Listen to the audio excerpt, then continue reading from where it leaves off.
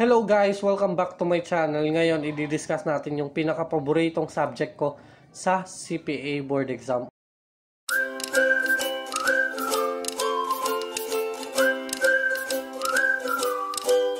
As a reviewee dati, paborito ko tong subject na to at marami akong natututunan which could be applied in real life. So welcome guys to taxation. Wala nang intro, taxation agad. Walang kokomelon, taxation agad. Ang pag-aaral ng taxation ay parang storya lang yan. Storya ng buhay ng isang taxation. No? So, paano ba nagtatax? Ano ba yung storya ni Pedro? Ba't siya nagtatax? Ano ba yung storya ni government? Ba't siya nagtatax? Ba't kailangan ng tax?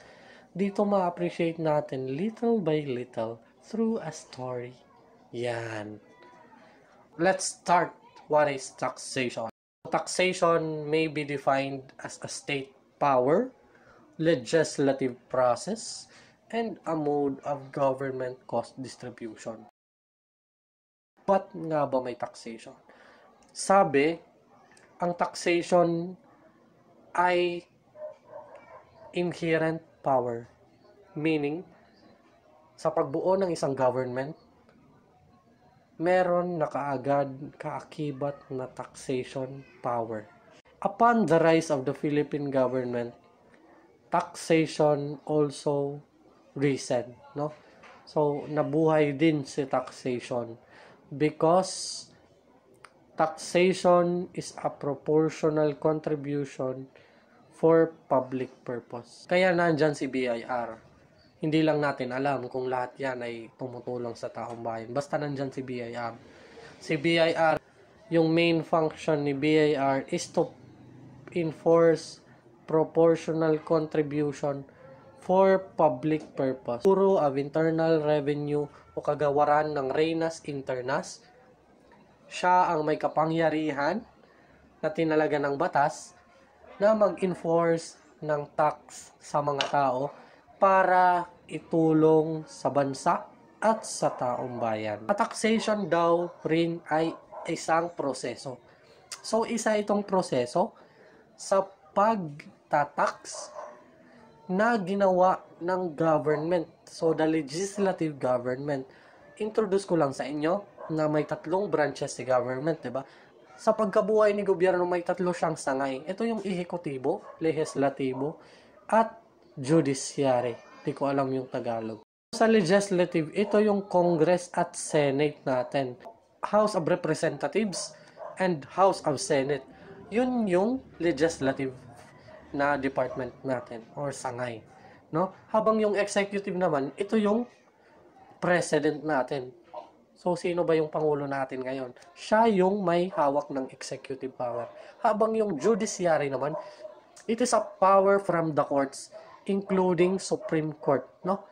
So, Supreme Court, pinakamataas na korte sa buong Pilipinas. So, sabi, isa siyang proseso, no? Bakit siya isang proseso? Kasi, ginawa siyang batas muna. So, it is a process. Nagsimula sa House of Representatives, may first reading, second reading, third reading, fourth reading, yung mga nababalitaan nyo sa news, at aakyat sa Senate. Sa Senate, may first reading, second reading, final reading. Pag pumasa, iaakyat kay executive, which is the president. Pipirmahan ni president, kung okay siya doon, i-veto niya, mini-veto, i-postpone niya yung batas or certain provision sa batas if hindi niya gusto. No? If gusto niya lahat, pipirmahan niya, magiging batas yan. So, isa siyang proseso. Hinay-hinay parang ladder, pupunta sa taas. At pag pumunta na sa taas, boom! Magiging batas. So, sa classroom may batas. Bawal lumabas. May batas. Bawal lumabas o bawal lumabas.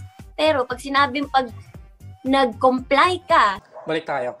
Ang pangatlong definition daw ng taxation, it is a mode of cost distribution. So, taxation is a mode by state which allocates its burden to subjects who are benefited by its spending, no? So yung taxation hindi yan mata pobre, mata yaman yan mata yaman, hindi siya mata pobre. Kasi mas tinataksan niya yung mga mayayaman kasi meron silang capability or meron silang kapabilidad na magbayad ng buwis kaysa sa mga mahihirap. So, payaman team pala tong ABIRs. Doon sila sa mga team payaman. Tinataksan nila lahat ng team payaman at yung mga team pobre, hindi nila tinataksan or tinataksan nila maliit lang. Alam mo na taxation, it is a state power. It is a legislative process. It is a mode of government distribution.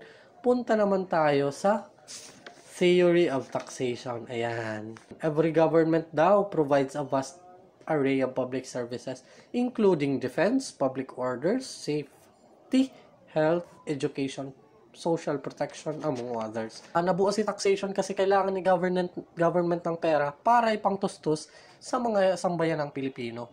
So si government natin, nagbibigay ng public services, defense, which is yung Philippine Army, sinusustain niya yung Philippine Army, Philippine National Police, PDEA and all, public order and safety, yung mga police natin dyan, yung mga fireman natin dyan, saludo tayo dyan. So sila yung mga nagbibigay ng public services sa atin. No? So health, yung mga doctors, nurses natin, yung mga public nurses, public doctors, education, yung mga teachers natin. Sinong nagpapasweldo? Government. Kasi nagpro-provide talaga si government ng public services. So yung social protection among others, si DSWD, si PAO, yung other government or non-government agencies, tumutulong yan sa atin or tumutulong sa sambayang ng Pilipino. Kasi kung walang tax, saan tayo kukuha ng pangtustos sa mga public services? Ala. So, kailangan talaga ng taxation. Sabi nga, hindi mabubuhay ang government kung walang taxation. Kasi hindi mo ma-feel yung benefit. Example, wala kang teacher, wala kang doktor, walang ospital, walang military, walang police. Hindi mo masustain si government. Next, pumunta naman tayo sa basis of taxation or mutuality. No? Yun yung basis ng taxation. Binibigyan ka ng public services, kailangan mong magbayad ng tax. Binibigyan ka ng public services, kailangan mong magbayad ng tax. So, it is the one win or win to win or will to win. Ito yung parang support relationship ni government at saka ni people, no? So, binibigyan ka ng public services, in turn, kailangan mong magbayad ng tax. No? So, paano if si Pedro mag-reason out na wala naman akong nare-receive ng public services? Hindi naman ako nakakatanggap ng benepisyo sa gobyerno. Walang gamit ang gobyerno. Paano kung magtanong si Pedro niyan? Sasagutin mo lang ito. Sabihin mo, receipt of benefits is conclusively presumed. So, para kang lawyer dito. Sabihin mo, every citizen and resident of the state directly or indirectly benefits from public services rendered by the government. Kahit hindi mo masyadong nafe-feel or nakakaligtaan mong ma-feel, it is conclusively presumed. Kasi gumagamit ka ng example daan, gumagamit ka ng highway, it is a public road. It should be for public. Nakaka-benefit ka doon. Alangan naman, lumipad ka sa langit, gamit yung motor mo. Tama kayo. Ako naman eh. Next, i-discuss natin yung theory ng cost allocation. Paano ba tinataksan ang mga tao? Yung sinabi ko kanina, yung tinataksan yung mga timpayaman, no? Kasi mas nakaka-receive sila. Yung mga timpahirap naman ng mga sambayan ng Pilipino, hindi mo itatax. Kasi, pahirap ng pahirap, papabayarin mo pa ng tax, mas lalong maghihirap yan. Yung number 1 is benefit received theory. Ano yung sinasabi ng benefit received theory? The more daw na nakaka-benefit ka sa government, the more na itatax ka. Example, corporation. Binigyan ka ng batas na mag-operate as a corporation.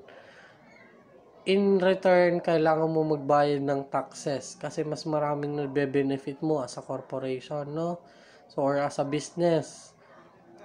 If wala ka namang business, if you are a regular employee, nakaka-benefit ka din. So, the more you benefit, example, mas malaki sahod mo sa gobyerno, tataksan ka din, or sa private, tataksan ka din.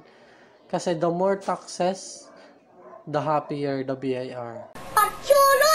Yung next natin is ability to pay theory, or this is called attack hero. You attack the hero. Kumbaga sa ML, yung yung funnel or yung marksman, yun yung aatikihon mo, yun yung tataksan mo. Yung mga timpayaman ng mga sambayan ng Pilipino, tataksan mo yan.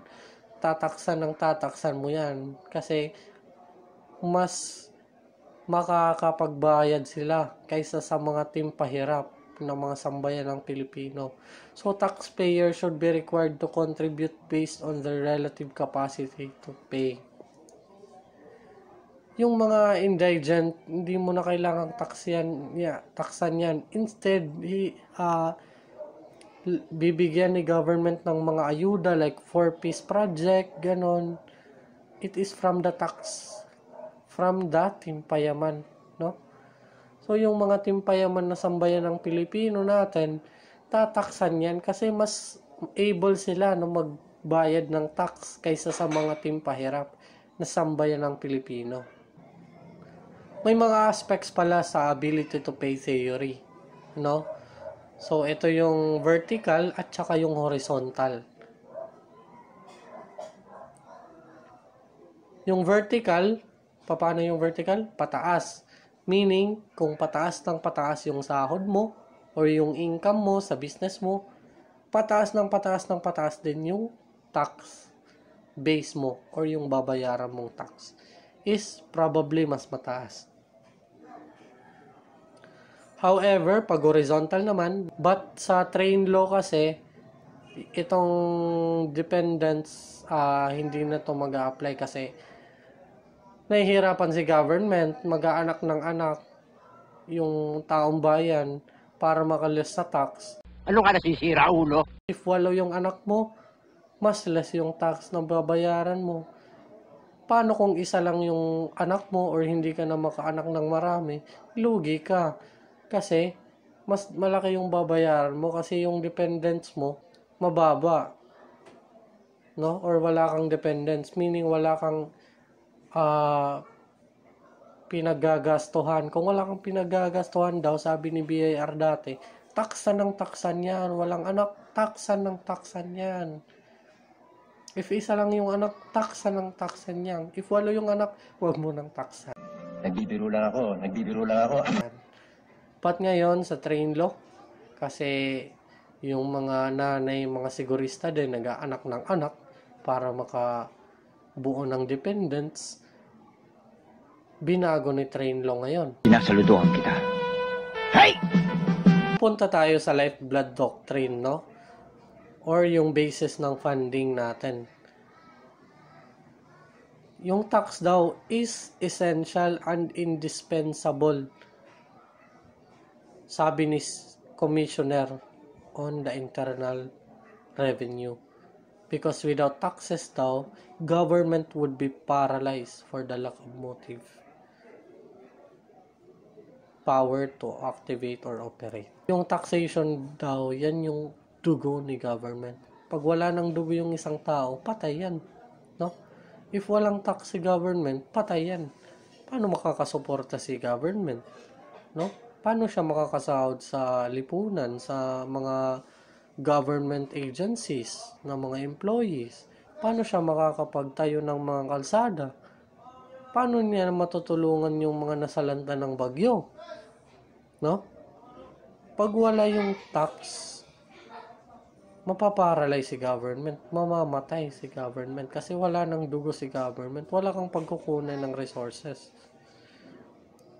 Kaya mahalaga talaga si taxation.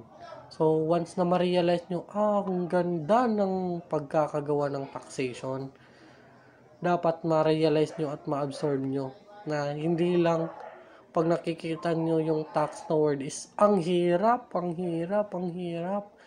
Dapat ma-realize nyo from heart to heart yung topic at concept ng taxation. Yung next video natin guys na i-release is tungkol naman sa mga inherent powers ng state. Although meron na ako kaninang overview na diniscuss, mas papalawigin pa natin, no? Hanggang sa matapos natin tong taxation na topic.